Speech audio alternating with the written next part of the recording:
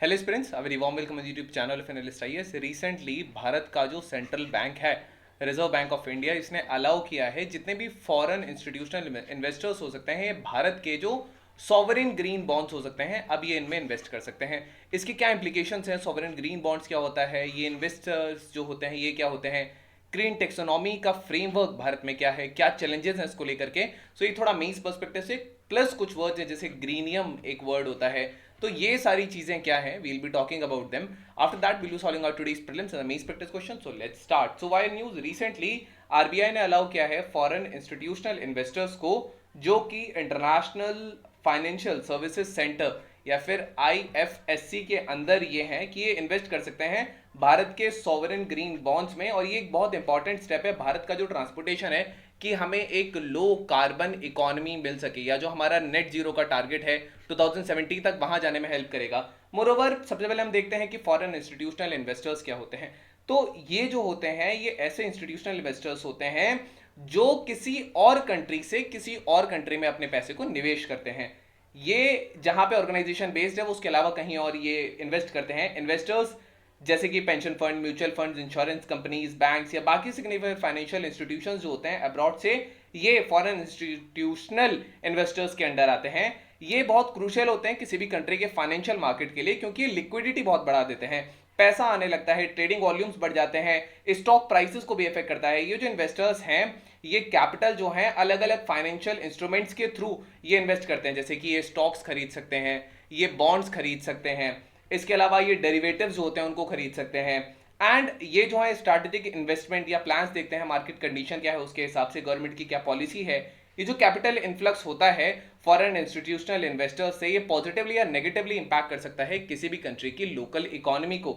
यहाँ पर जो है वो ये बहुत सारे फैक्टर्स इन्फ्लुएंस होता है, जैसे मार्केट डायनेमिक्स, गवर्नमेंट की पॉलिसीज क्या हैं, वर्ल्ड वाइड इकोनॉमिक कंडीशंस क्या है, उस कंट्री के साथ क्या रिलेशंस हैं। ये जो इंस्टीट्यूशंस हैं इनको दो गवर्न करते हैं। सबसे पहला है security exchange board of India and reserve bank of India. ये दोनों ही हैं जो फॉरेन इंस्टीट्यूशनल इन्वेस्टर्स को गवर्न करते हैं। Now next thing is SEBI जो है, इसके सेबी के अंडर लगभग लगभग 1450 इंस्टीट्यूशनल इन्वेस्टर्स अब तक रजिस्टर्ड हैं। सॉवरेन ग्रीन बॉन्ड्स क्या होते हैं, तो यूनियन बजट 2022-2023 का जो बजट था, इसमें फाइनेंशियल मिनिस्टर ने अनाउंस किया था कि गवर्नमेंट का डिसीजन है कि हम सॉवरेन ग्रीन बॉन्ड्स यहां पे इशू कर रहे हैं। ये एक तरीके का गवर्नमेंट डेप्ट होता है स्पेसिफिकली उन प्रोजेक्ट को फंड करने के लिए जो भारत का ट्रांजिशन लो कार्बन इकोनॉमी के लिए करते हैं। ऐसे प्रोजेक्ट्स फंड जो इन बॉन्ड्स के थ्रू मिलेगा, ये एक्सक्लूसिवली ग्रीन प्रोजेक्ट्स के लिए होगा। और मोर ओवर ये ट्रांसपेरेंसी, अकाउंटेबिलिटी इंक्रीज करेगा जो जितना भी फंड यूटिलाइजेशन होता है उसमें। ये बॉन्ड्स टिपिकली, लेकिन एक यहाँ पे चीज है कि ये लोअर इंटरेस्ट देते हैं अगर हम इनको गवर्नमेंट सिक्योरिटी से कंपेयर करें तो। यहाँ इंटरेस्ट रेट थोड़ा है वो कम होता है। ये अलाइनमेंट दिखाते हैं कि सस्टेनेबल डेवलपमेंट ऑब्जेक्टिव्स हैं। इनका जो इशुएंस होता है, ये इंटरनेशनली रिकॉग्नाइज्ड जो ग्रीन स्टैंडर्ड्स होते हैं उसके साथ एडर करते हैं, सर्टिफिकेशन प्रोसेस के साथ एडर करते हैं, ताकि क्रेडिबिलिटी जो भी फंडेड प्रोजेक्ट्स हैं उनकी बनी रहे। इसके कुछ क्लासिफिकेशंस होते हैं, कुछ तरीके का होता है। ये जो होते हैं, ये सैचुरेटरी लिक्विडिटी रेशियो जो होता है उसके अंडर ये आते हैं। ये एक लिक्विडिटी रेट है जो आरबीआई किसी भी बैंक या फाइनेंशियल इंस्टीट्यूशन के लिए रखता है। एसएलआर जो है वो बैंक्स को अपने साथ मेंटेन करके रखना पड़ता है, कुछ एक प्रपोर्शन, कि वो उतना पैसा जो है वो कस्टमर को जो है वो लैंड नहीं कर सकते। और इसके अलावा एक होता है सीआरआर। सीआरआर जो होता है वो उनको सेंट्रल बैंक के साथ बना करके रखना पड़ता है। सीआरआर जनरली कम होता है, एसएलआर थोड़ा सा ज्यादा होता है। ये यहाँ पर चीज है, ये अवेलेबिलिटी ऑफ फंड्स अगर उस पर्पस के लिए है तो वहां अवेलेबल रहे, तो ये बॉन्ड्स इसके अंदर आते हैं। एक यहाँ वर्ड है जिसे हमें जानना है, विच इज ग्रीनियम। एक जो सॉवरेन ग्रीन बॉन्ड जो होता है, टिपिकली ये लोअर इंटरेस्ट रेट देता है। अगर हम गवर्नमेंट सिक्योरिटी से यहां इसको कंपेयर करेंगे तो जो डिफरेंस हुआ सॉवरेन ग्रीन बॉन्ड्स का और जो गवर्नमेंट सिक्योरिटी है, इन दोनों के जो बीच का इंटरेस्ट रेट का डिफरेंस है, इसी को बोला जाता है ग्रीनियम। नाउ यहां पर जो है next is central banks, government जो है ग्लोबली ये ग्रीनियम्स को बहुत एम्ब्रेस करते हैं, सपोर्ट करते हैं, ताकि ट्रांजिशन हो सके ग्रीन फ्यूचर की ओर।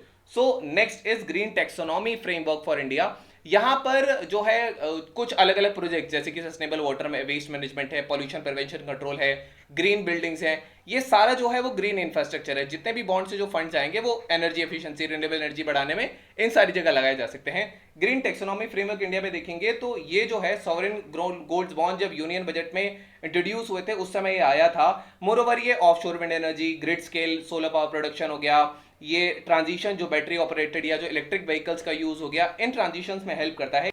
इनका जो एम है वो है कि जो ग्रीन वॉशिंग होती है इसको प्रिवेंट करना, ट्रांसपेरेंसी इंश्योर रखना। यहां पर जो ग्रीन मीडियम का जो स्कोर है, यहां पे जो एक नॉर्वे बेस्ड सिसेरो यहां पे है, ये इसने इंडिया का जो फ्रेमवर्क है उसको ग्रीन मीडियम या गुड गवर्नेंस के स्कोर में रखा है। ये बहुत क्रूशियल है नए ग्रीन प्रोजेक्ट को आइडेंटिफाई करने के लिए। मोरओवर क्रेडिबल यहाँ पे ऑडिट ट्रेल्स होंगे, हाई इंपैक्ट होगा ओवरऑल, ये यहाँ पर चीजें हैं। ग्रीन वॉशिंग ऐसा टर्म होता है जिसमें जो कंपनीज होती हैं वो केवल ऑन पेपर दिखाते हैं कि वो सस्टेनेबल डेवलपमेंट के लिए वर्क कर रहे हैं, पर ऑन ग्राउंड वैसा नहीं होता। तो ऐसा ना हो इसके लिए ये है। यहां पर क्या चैलेंजेस हैं, अगर हम चैलेंजेस देखेंगे उससे पहले यहां पे कॉन्स्टिट्यूशन है ग्रीन फाइनेंस वर्किंग कमेटी का, जो मिनिस्ट्री ऑफ फाइनेंस के अंदर आती है। उसके बाद सिलेक्टेड ग्रीन प्रोजेक्ट जो है रिलेवेंट मिनिस्टर्स उनको जो है वो सबमिट करते हैं। एक्सपर्ट के साथ कंसल्टेशन होता है नीति आयोग का, बाकी मिनिस्ट्रीज का। यहाँ इवैल्यूएशन होता है फाइनल सेट का कि कितना एक्सपेंडिचर होगा एलिजिबल प्रोजेक्ट्स के लिए। उसके बाद जितना भी ग्रीन एक्सपेंडिचर होगा वो इनिशिएट कर दिया जाता है आरबीआई को ग्रीन बॉन्ड्स इशू करने के लिए, जब फाइनेंस बिल जो होता है वो पास हो जाता है सक्सेसिव फाइनेंशियल ईयर के लिए। यहाँ पे कुछ चैलेंजेस हैं। सबसे पहला कि ग्रीन टेक्सोनॉमी का यहाँ थोड़ा सा एब्सेंस देखा जाता है। यहाँ एक स्टैंडर्डाइज्ड मेथड नहीं है ताकि जो जितना भी इन्वेस्टमेंट होता है एनवायरमेंटल क्रेडेंशियल्स में इसको एक्सेस किया जा सके। क्लियर क्राइटेरिया नहीं है, तो यहाँ रिस्क उठकर आती है, वो आती है ग्रीन वॉशिंग की। यहाँ पे जहां प्रोजेक्ट बहुत फॉल्सली यहाँ पे क्लेम करते हैं कि उन्होंने एनवायरमेंटली फ्रेंडली है वो। नेक्स्ट यहाँ पर फ्रेमवर्क इंप्लीमेंटेशन है। वाइल जो फाइनेंस मिनिस्ट्री है इसने इंडिया के पहले सॉवरेन ग्रीन बॉन्ड्स फ्रेमवर्क जो है इसको रिलीज किया, लेकिन इसका इंप्लीमेंटेशन कैसे होगा, ये कैसे एनफोर्स होगा, ये अभी भी बहुत क्रिटिकल है। फंडेड प्रोजेक्ट्स जो हैं उनको इंश्योर करना कि वो डिफाइंड क्राइटेरिया के तहत वो हैं, मोरओवर कंट्रीब्यूट करता है एनवायरमेंटल सस्टेनेबिलिटी में, इसके लिए बहुत मॉनिटरिंग चाहिए, इवैल्यूएशन मैकेनिज्म चाहिए। नेक्स्ट यहाँ पे प्रोजेक्ट का सिलेक्शन और इंपैक्ट की बात आती है। यहाँ न्यू ग्रीन प्रोजेक्ट्स को सिलेक्ट करना जहां क्रेडिबल ऑडिट ट्रेल्स हो और हाई इंपैक्ट हो, ये बहुत क्रूशियल है ऑप्टिमल डेवलपमेंट के लिए, सॉवरेन ग्रीन बॉन्ड्स के लिए। प्रोजेक्ट्स यहाँ पे जहां लिमिटेड प्राइवेट कैपिटल है, जैसे कि डिस्ट्रीब्यूटेड रिन्यूएबल एनर्जी है, क्लीन एनर्जी ट्रांजिशन फाइनेंस है एमएसएमईज के लिए, यहाँ पे इनको चैलेंजेस मिल सकता है। एक वो सफिशिएंट फंडिंग अट्रैक्ट नहीं कर पाते हैं। सस्टेनेबल प्रोजेक्ट्स का ना होना, यहाँ पे एक पाइपलाइन सिक्योर करना एलिजिबल ग्रीन प्रोजेक्ट्स के लिए, ये चैलेंजेस हो सकता है। पर्टिकुलरली सेक्टर्स जहां पे ऑफशोर विंड या grid scale solar power production है, इलेक्ट्रिक व्हीकल्स की ओर लेकर के जाना है, तो गवर्नमेंट को एक्टिवली एंकरेज करना पड़ेगा। यहाँ इंसेंटिवाइजेशन चाहिए ताकि ऐसे प्रोजेक्ट्स को डेवलप किया जा सके और यहाँ एक स्टडी फ्लो हो सके इन्वेस्टमेंट अपॉर्चुनिटीज का। Now we have today's prelims practice question. The question says what is the term used to describe the difference in the interest rate between the sovereign green bonds and government securities, premium, discount, green or yield gap? You can type the answer in the comment section. The latest secret note.